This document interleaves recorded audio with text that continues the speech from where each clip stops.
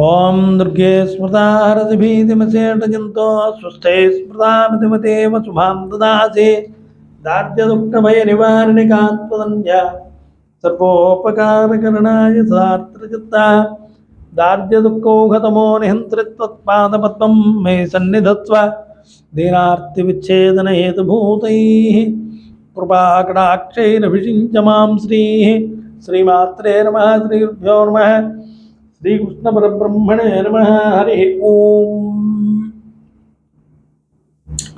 క్రోధినామ సంవత్సరం 2024-2025 సంవత్సరానికి మిథున రాశి వారికి గోచార ప్రకారంగా గ్రహాలు ఏ రకమైనటువంటి సంవత్సరానికి ఈ సంవత్సరానికంటే ఈ క్రోధినామ సంవత్సరానికి ఏ రకమైనటువంటి ఫలితాలని ఈ మిథున రాశి వారికి ఇస్తాయి అన్నటువంటి విషయాన్ని మనం ఈవేళ చెప్పుకుందాం.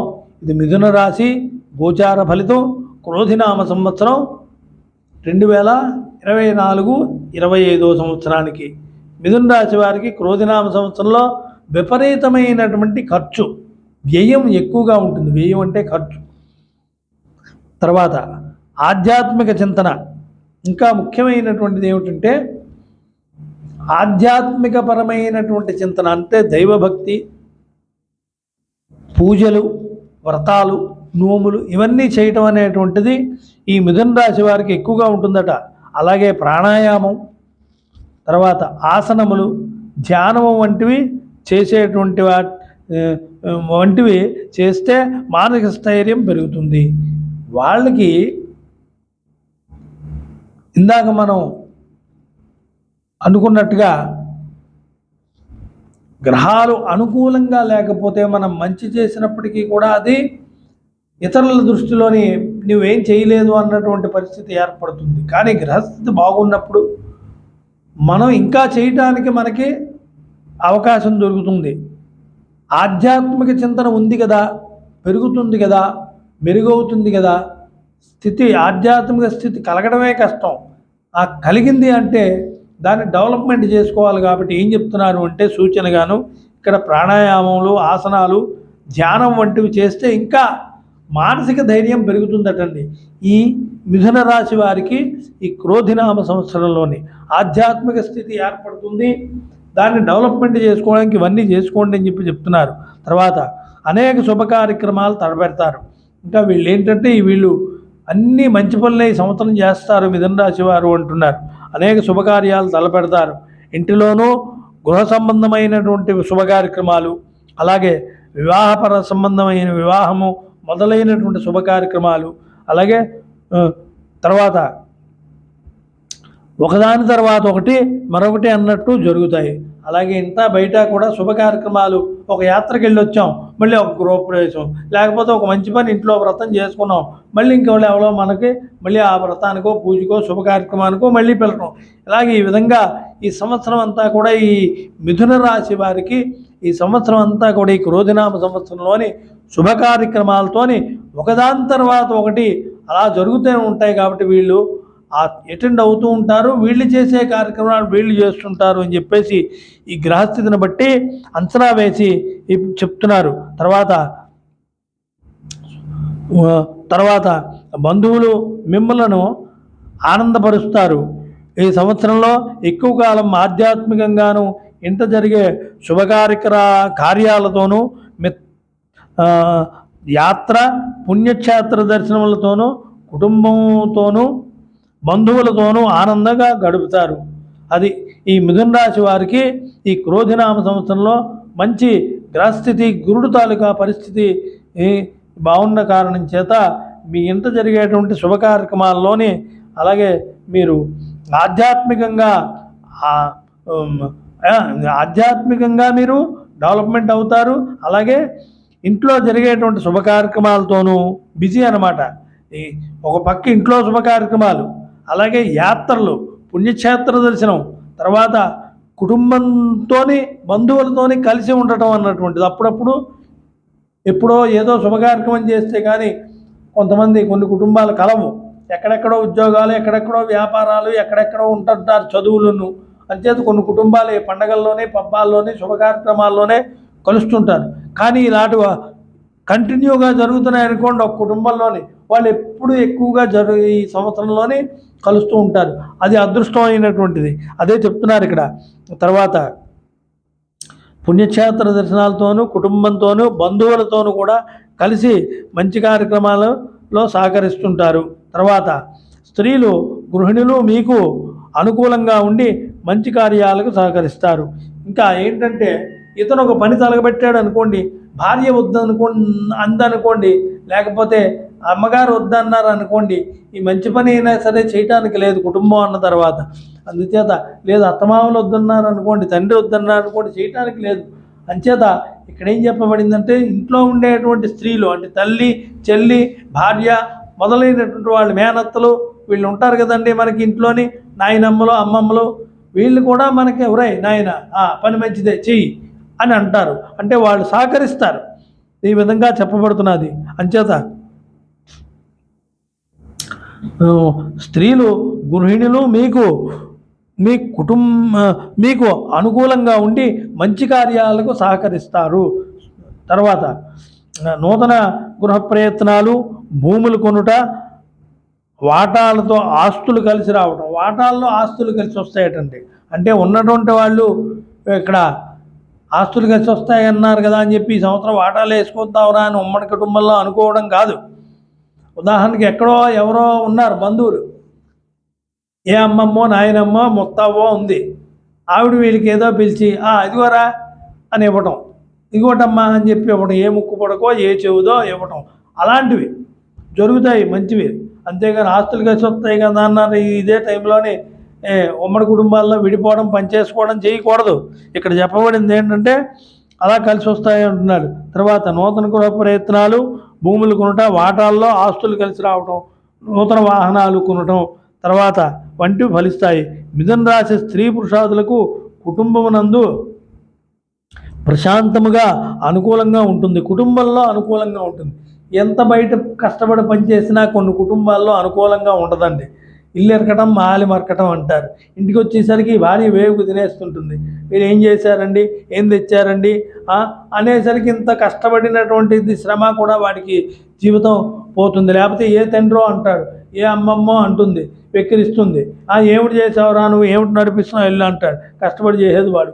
అంచేత అలాంటివి ఏమీ లేకుండా వాళ్ళందరూ కూడా సంతోషంగా ఉండి సహకరిస్తారు మీకు ఈ సంవత్సరం. ఈ మిథున రాశి వారికి క్రోధినామ సంవత్సరంలోని అని చెప్తున్నారు. తర్వాత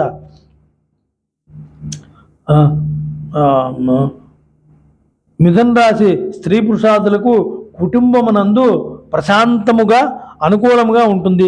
పిల్లలకు చదువులు, ఉత్తమ చదువులు, విదేశీ చదువులు, విదేశీ ప్రయాణాలు, విదేశముల్లో ఆస్తి కూడా పెరుగుతుందటండి. అంటే కొంటారంటున్నారు. అంటే ఈ మిథున రాశి వారికి ఈ సంవత్సరం కొన్ని గ్రహాల స్థితి వల్ల విదేశాల్లో స్థిరపడటం, కొన్ని గ్రహ స్థితుల్లో విదేశాల్లోనే పెళ్ళిళ్ళు చేసుకోవడం, విదేశీయులనే పెళ్లి చేసుకోవడం, కొన్ని గ్రహస్థితుల్లోని ఇప్పుడు మనం చూస్తున్నాం కదా, కొన్ని గ్రహస్థితుల్లోని విదేశాల్లో ఆస్తులు కొనుక్కొని అక్కడ ఉండటం. ఇందులో ఉత్తమమైనటువంటిది ఏమిటి? విదేశాల్లో ఉద్యోగం చేయటం, విదేశాల్లోని ఆస్తులు సంపాదించుకోవడం, మన తాలూకా ఏదైతే నేటివిటీ అంటే మన తాలూకా భారతీయత, మన సాంప్రదాయం ఏదైతే ఉందో దీన్ని పాటించుకొని అక్కడ కూడా జీవితాన్ని నడిపించుకోవడం అన్నటువంటిది ఉత్తమమైనటువంటి. అక్కడ ఉన్న వాళ్ళనే విదేశీయులనే పెళ్లి చేసుకోవడం అన్నటువంటిది అది మళ్ళీ గ్రహస్థితి చెడుగా ఉంటే అలాంటివి జరిగిపోతాయి.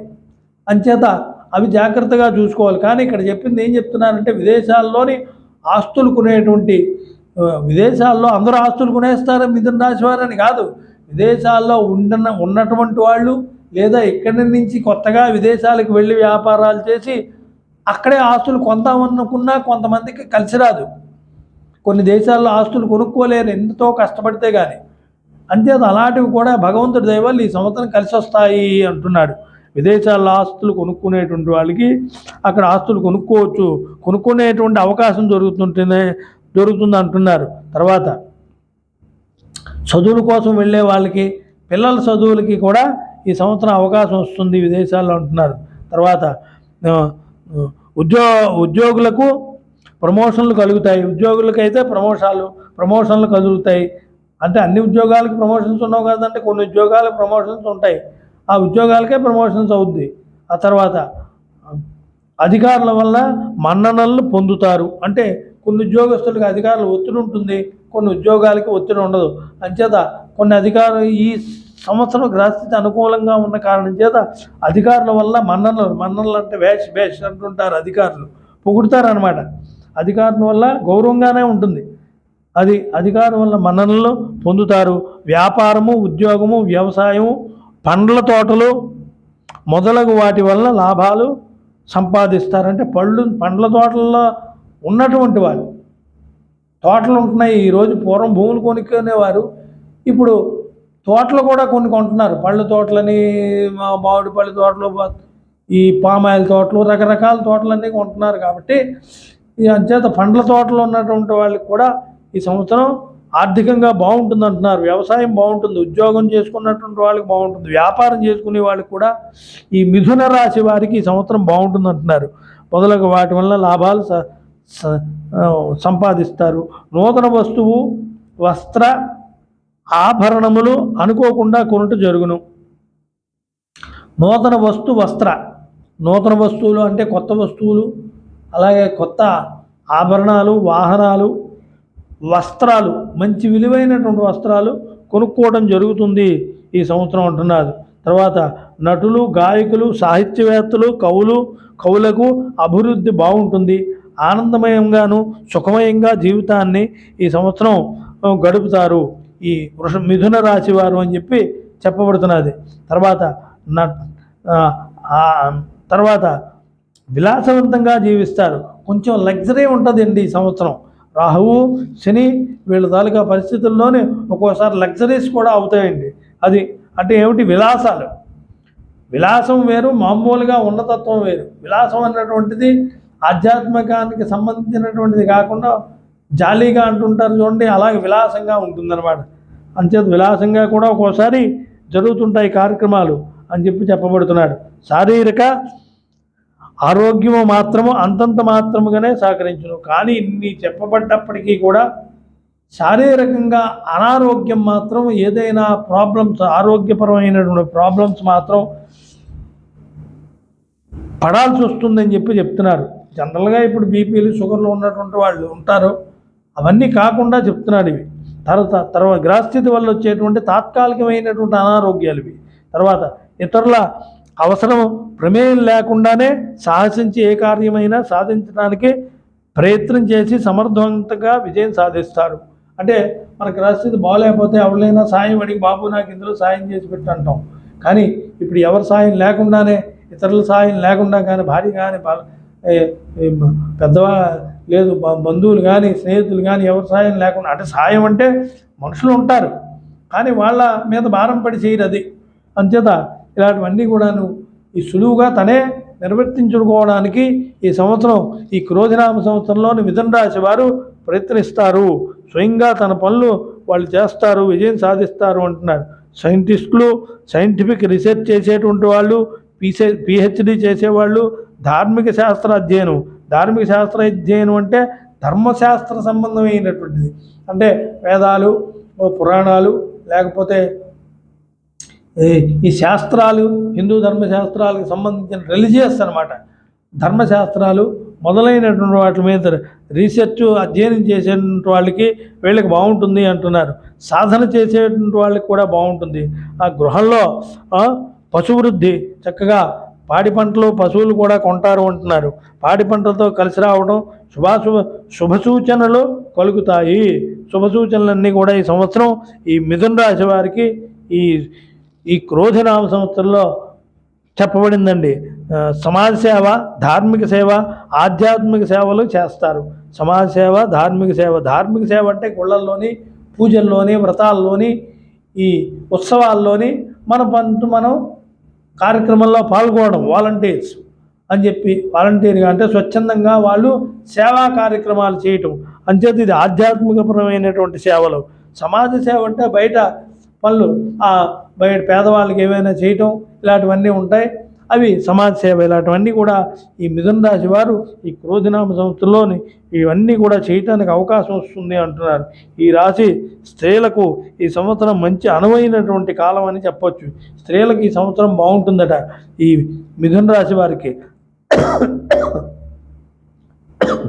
విడిపోయిన దంపతులు అంటే ఏదో మనస్పర్ధలు వచ్చి దూరంగా ఉన్నటువంటి వాళ్ళు, చాలా రోజులు బట్టి భార్యాభర్తలు కలియట్లేదు, ఒకళ్ళొక దగ్గర ఉంటాను ఇంకోళ్ళొక దగ్గర ఉంటున్నారు అన్నట్టుగా ఉండేటువంటి వాళ్ళు ఎవరైనా ఈ మిథున రాశి వారు ఉంటే ఈ సంవత్సరం గ్రహస్థితి వల్ల మళ్ళీ అలాంటి ఆ జంట మళ్ళీ కలుస్తుంది అని, ఏదో విడాకులు తీసుకున్నటువంటి వాళ్ళు కలుస్తారని కాదు, ఏదో మనస్పర్ధలు వచ్చి దూరంగా ఉండిపోయినటువంటి వాళ్ళు అలాంటివి ఈ రోజుల్లో ఎక్కువైపోయాయి.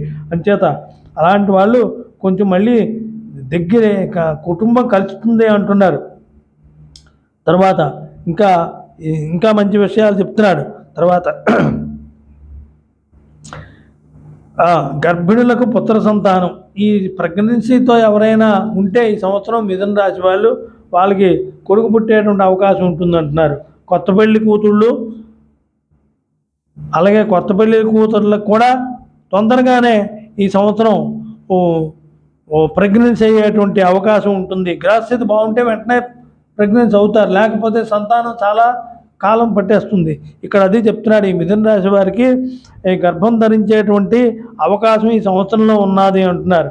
వివాహం కాని వారికి మంచి సంబంధం కుదిరి వివాహం అయ్యేటువంటి అవకాశాలు, ఆడపిల్లకి కానీ మగపిల్లడికి కానీ మిథున రాశి వారికి ఈ సంవత్సరం ఈ క్రోధినామ సంవత్సరంలోని వివాహం మంచి సంబంధాలు వచ్చి వివాహం కానిటువంటి వారికి వివాహం అయ్యేటువంటి అవకాశాలు ఉన్నాయి అని చెప్పేసి చెప్పబడుతున్నది. తర్వాత ఈ సంవత్సరం విదేశములలో ఆస్తులు కొనడం, స్థిరపడే అవకాశాలు వంటివి జరుగుతాయి. ఇంకా విదేశాలకు వెళ్ళి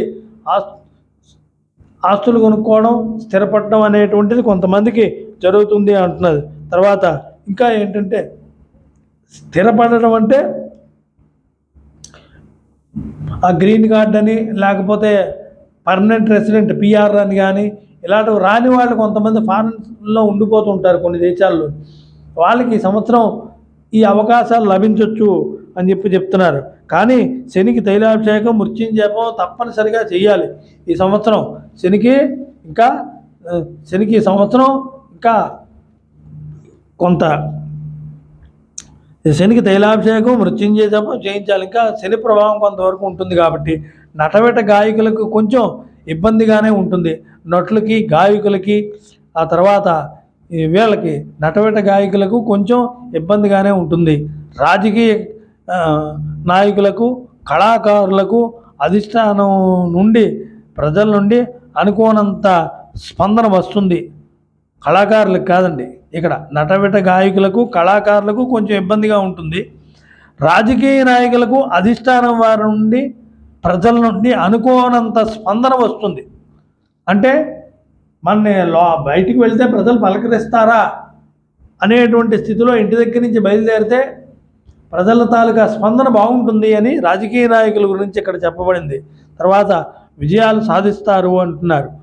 ప్రజల్లో స్పందన వస్తుంది, విజయాలు సాధిస్తారు ఈ మిథున రాశి వారు ఈ క్రోధినామ సంవత్సరంలోని అని చెప్తున్నది. పదవులు పొందుతారు, వాహనాలు, పశువులు, ఆభరణాలు, నూతన గృహములు కొనుట వంటివి ఫలిస్తాయి. అలాగే సామాన్యులకి అందరికీ చెప్తున్నారు ఇది. వాహనాలు కొనుక్కునేటువంటి వాళ్ళు, తర్వాత పశువులు కొనుక్కోవాలనుకునేటువంటి వాళ్ళు, ఆభరణాలు కొనుక్కోవాలనేటువంటి వాళ్ళకి, తర్వాత నూతన గృహం కొనుక్కోవడం కానీ కట్టుకోవడం కానీ అలాంటివి చేసేటువంటి వారికి ఈ సంవత్సరం